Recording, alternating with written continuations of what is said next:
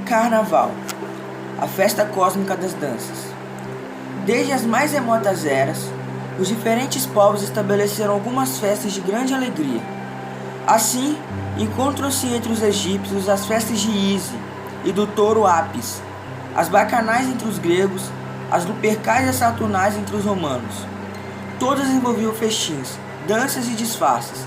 Embora seja muito difícil caracterizar a origem verdadeira do carnaval, parece que os nossos atuais festejos estão intimamente associados às duas últimas festas romanas.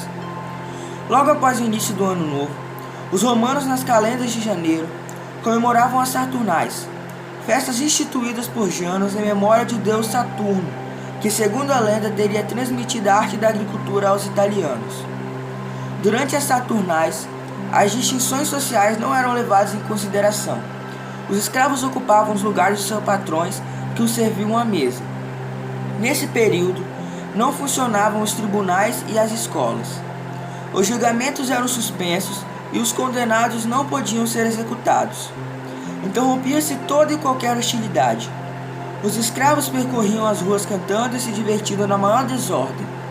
As casas eram lavadas e purificadas. As pessoas de um certo nível social preferiam se retirar para o campo durante as Saturnais, o que permitia ao povo celebrar com maior alegria esse período de liberdade.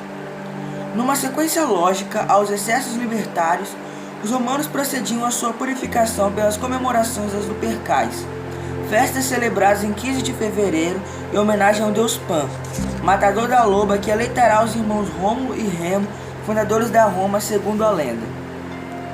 Nesses festejos, celebrava-se o princípio da fecundidade. Durante as comemorações das Lupercais, untadas em sangue de cabra e lavadas com leite, os lupercos nus, com uma pele de um bode aos ombros, saíam pelas ruas batendo nos pedestres com um correio de couro. As mulheres grávidas saíam às ruas e se ofereciam às correadas na esperança de escaparem às dores do parto. Por outro lado, as mulheres com desejo de ter um filho também procuravam ser atingidas pelos golpes das correias dos lupercos, na esperança de virem a engravidar. Como todos esses festejos, que consistiam essencialmente em mascaradas, disfarces e danças, já estivessem de tal modo implantados nos costumes quando o aparecimento do cristianismo, a igreja só teve uma saída: adotou-os e ao mesmo tempo procurou santificá-los.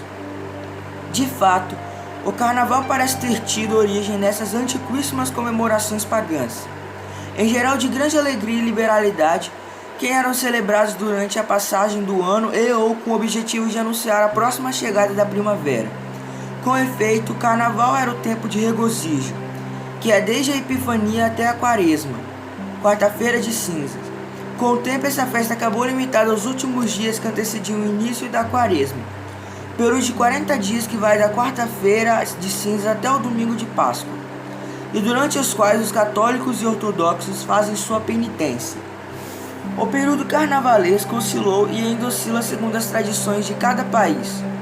Assim, parece que ele se iniciou primitivamente na Idade Média, em 25 de dezembro, incluindo a festa de Natal, o dia de Ano Novo e a Epifania, 6 de janeiro.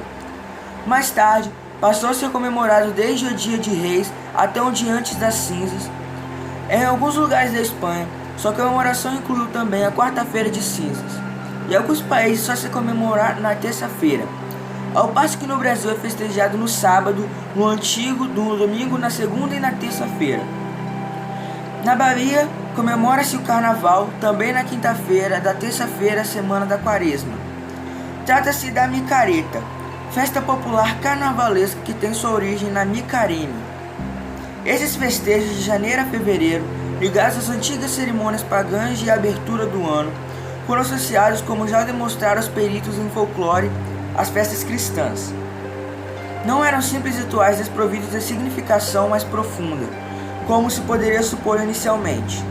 Na verdade, as festas populares cíclicas dos países cristãos que serviam para abrir o ano e anunciar a vida da primavera, então intimamente associadas ao fenômeno astronômico do solstício de inverno, no hemisfério norte, de onde surgiram todas essas práticas. As igrejas católicas e ortodoxas herdaram tais festas ou rituais do mundo pagão, que por seu lado as teria recebido do Oriente. Assim, na realidade, todos os festejos cíclicos, como o próprio Carnaval, estariam associadas às regiões que apresentam as mesmas mudanças meteorológicas. Ao contrário, em virtude da inversão das estações entre os hemisférios, as festas do Carnaval, comemoradas durante o inverno do hemisfério norte, são celebradas no hemisfério sul em pleno verão. Eclipse da Paixão de Cristo.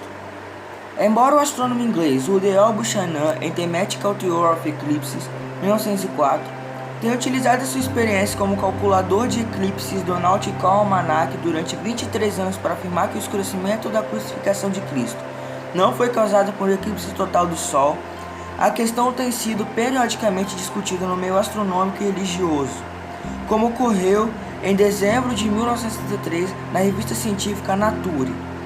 Para Buchanan, a hipótese do eclipse do Sol foi um argumento usado por alguns ateus e outros que negam o escurecimento miraculoso da crucificação. A afirmativa de Buchanan de que o eclipse do Sol não pode ter sido a causa deste escurecimento está totalmente correta. De fato, os meses judeus são lunares e começavam sempre com a lua nova. Ora, a crucificação ocorreu em 14 Nissan, ou seja, 14 dias depois da lua nova, quando já era lua cheia. Por outro lado, sabemos que o sacrifício de Cristo se deu durante a Passavé, que pela tradição judaica ocorre sempre na lua cheia. Assim como os eclipses do Sol só acontecem na lua nova, o escurecimento da crucificação não poderia ter sido causado por um eclipse do Sol. Buchanan esqueceu que nesse período é possível a ocorrência dos eclipses da Lua, que só podem ocorrer justamente na lua cheia, como sugeriam os cientistas ingleses Colin J. Humphrey e W. G. Waddington, do Departamento de Ciência dos Materiais e Metalúrgica da Universidade de Oxford. No artigo da Nature, a ideia de um eclipse lunar tem a seu favor as referências da Bíblia de que a Lua se apresentou coberta de sangue. No Novo Testamento, segundo o relato de Pilatos, o sol escureceu, as estrelas apareceram e todo mundo acendeu as suas lanternas das 6 horas até o crepúsculo. Quando a lua apareceu como da cor de sangue, a causa pela qual uma lua eclipsada é vermelha como sangue é muito conhecida. Assim, quando a lua se encontra no interior do cone de sombra da Terra, a luz solar que nos alcança, já refratada pela atmosfera terrestre, é avermelhada por ter atravessado uma trajetória muito longa das camadas gasosas da atmosfera, onde a dispersão preferencial propaga os raios azuis, deixando passar os vermelhos.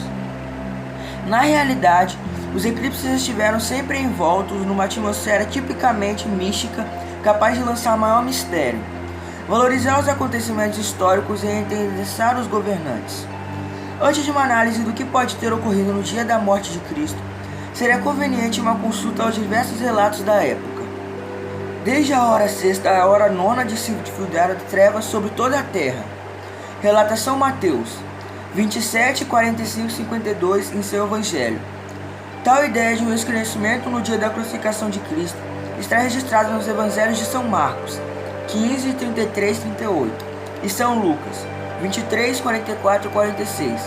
Este último relata: era então quase a hora sexta, e toda a terra ficou coberta de trevas até a hora nona. Escureceu-se também o sol, e rasgou-se pelo meio o véu do templo. Para alguns autores, essa afirmativa de que o sol teria escurecido sugere a ocorrência de um eclipse do sol. Os defensores da ideia do eclipse solar citam os relatos de Joel 2, 30 e 31. E darei a ver prodígios do céu e na terra, prodígio de sangue, de fogo, de vapor e de fumo. O sol converter-se-á em trevas e a lua em sangue, antes que venha o grande e terrível dia do Senhor. Do ponto de vista astronômico, o único fenômeno que permitiria ao sol desaparecer durante o dia seria um eclipse solar total. Por outro lado, a ideia de uma lua com a cor de sangue supõe a ocorrência de um eclipse da lua, quando o disco da lua pode às vezes aparecer tão avermelhado como se estivesse ensanguentado. Para usar a imagem da Bíblia, para confirmar esta ideia de dois eclipses, um do Sol e outro da Lua, existe o relato dos Atos dos Apóstolos 2:20. O Sol se converterá em trevas e a Lua em sangue até que venha o grande dia do Senhor. Todas as passagens dos Evangelhos permitem diversas interpretações, sem que o enigma do escurecimento seja definitivamente solucionado. Convém, no entanto, antes de analisar as soluções possíveis, descrever que o sistema de contagem das horas na época, na Palestina não há evidência de que o dia fosse dividido em horas. Existem indícios de que tal divisão já era conhecida nos fins do século VIII a.C. O dia e a noite eram divididos respectivamente em 12 partes iguais. Todavia, como não se dispunha de um meio para marcar as 12 horas do dia, adotava-se em geral a divisão do dia em 4 partes, denominadas pela hora inicial de cada uma. Assim, prima das 6 às 9 horas, hora terceira das 9 às 12 horas, hora sexta das 12 às 15 horas e hora nona ou noa das 15 às 18 horas. Do mesmo modo, a noite era dividida em 4 partes, denominadas vigílias. A primeira vigília começava às 18 horas, a segunda às 21 horas, a terceira à meia-noite e a quarta às 3 horas da madrugada. Após essa explicação sobre o uso das horas entre os antigos, poderemos compreender que o escurecimento ocorrido na Sexta-feira Santa, desde a hora sexta até a hora nona, corresponde de fato ao período que vai das 12 às 18 horas, ou seja, do meio-dia até 6 horas da tarde. Em todos esses relatos, subsiste uma impossibilidade, a duração do escurecimento. Por outro lado, convém lembrar que dos 4 relatos do Evangelho, o mais seguro e talvez fiel, o de São João, testemunho ocular da crucificação, não se refere às trevas. Durante toda a vida ativa de Jesus, compreendida provavelmente entre 29 e 33 d.C., ocorreu um só eclipse total do Sol, que durou da sexta à nona hora, como aliás acontece a cada 200 anos numa mesma região. Trata-se do eclipse de 24 de novembro do ano 29 do calendário juliano. Tal fenômeno impressionou muito fortemente os seus assistentes, provocando terror, como todos os eclipses da antiguidade. Assim o descreve o sábio bizantino Fóssil, C. 820 a C. 895. No século IX, foi um grande eclipse do Sol, como não se havia visto nos anos precedentes. As trevas foram espessas à sexta hora que foi possível ver as estrelas. Além desse eclipse solar, foram visíveis no período de 26 a 33 d.C., 8 eclipses da Lua em Jerusalém. Eclipses lunares em Jerusalém no período de 26 a 33 d.C. Data, TU, dia da semana, magnitude do eclipse, máximo do eclipse. 16 de agosto de 26, dia da semana, sexta-feira. Magnitude do eclipse, 0,51%. Máximo do eclipse, 22 horas e 17 minutos. 31 de dezembro de 27, quarta-feira. Magnitude do eclipse, 0,70%. Máximo do eclipse, 22 horas e 39 minutos. 14 de junho de 29, quinta-feira, 1,47%. 19 horas e 59 minutos.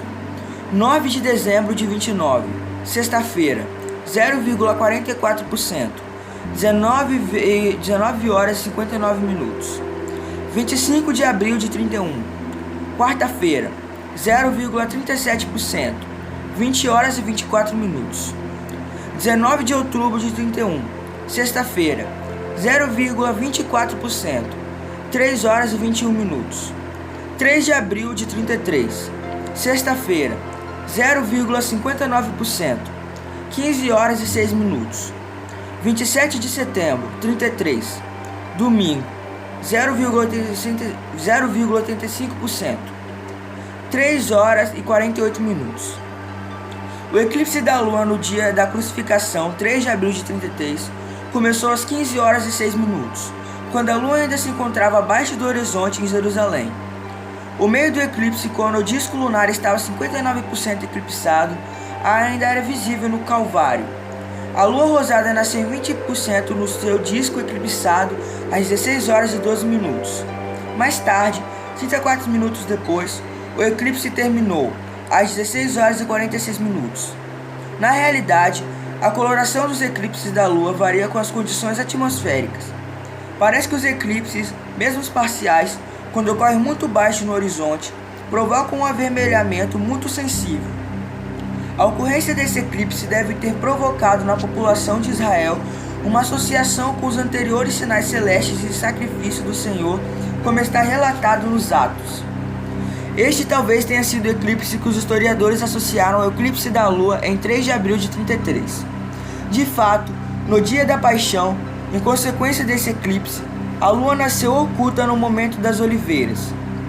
Seria bom lembrar que os antigos gregos e romanos, como todos os povos da antiguidade, possuem um gosto todo especial por essa espécie de coincidência elaborada a posteriori. Inumeráveis são os casos desse tipo de coincidência para viralizar os eventos históricos com fenômenos ou, como diziam, sinais celestes, como os eclipses, os cometas, os meteoros e estrelas novas e etc. Tudo parece sugerir que as trevas que marcavam a morte de Cristo no relato evangélico sejam a justaposição de dois eventos diferentes: os eclipses total do Sol, de 24 de novembro, e da Lua, de 14 de julho de 29 d.C., posteriormente confundidos em um único. Assim, o eclipse da Lua de 3 de abril de 33 d.C. provocou uma associação involuntária e inconsciente com o grande eclipse solar de 24 de novembro de 29 e o eclipse total da Lua de 14 de junho de 29, o que em parte justificaria o erro tão comum entre os antigos historiadores. Talvez o relato mais preciso se obtenha em Atos dos Apóstolos 2:20, no qual há a seguinte narrativa: o sol se converterá em trevas e a lua em sangue até que venha o grande dia do Senhor, numa clara referência aos eclipses anteriores. Esta explicação racionalista não impede, aliás favorece, os que pela sua vez acreditam numa treva milagrosa, uma vez que os milagres estão acima das argumentações de ordem científica.